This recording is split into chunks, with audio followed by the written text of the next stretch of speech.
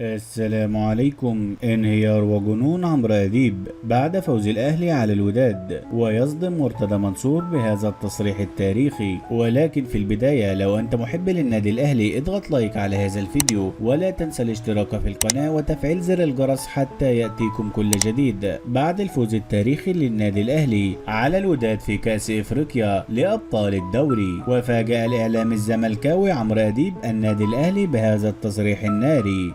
قال لموقع القاهرة 24 أن الأهلي عمل مباراة جبارة أمام الوداد المغربي، وقال المدرب كولر عمل مباراة كبيرة اليوم، وهو الآن يصنف من أفضل المدربين في العالم. وقال عمرو أديب لمرتضى منصور اتعلم من النادي الأهلي، وقال كمان إن الأهلي فعلا يستحق يكون كبير على الزمالك وعلى كل أندية مصر. وقال أديب إن غرفة الفار ساعدت النادي الأهلي في كرة علي معلول، الكرة دي المفروض كانت تكون ضربة جزاء للوداد. وقال عمرو أديب ما تفرحوش كده قوي يا أهلاوية، لسه في مباراة عودة والوداد ممكن ينتصر عليكم في أي لحظة. وفاجأ عمرو أديب مرتضى منصور وقال إنه ما بيفهمش أي حاجة في الكورة، بس هو شاطر يشتم ويجعجع وخلاص. وقال أديب إن فوز النادي الأهلي النهارده ده بيرجع لجمهوره العظيم، وقال كمان يا ريتني كنت أهلاوي اليوم. وقال أديب إن الزمالك فرط في محمود كهربا، فهو كان النهارده سبب فوز الزمالك على الوداد. وقال أديب إن محمود كهربا أفضل مهاجم في مصر وإفريقيا اليوم، فأنا مش عارف إدارة الزمالك فرطت في محمود كهربا إزاي.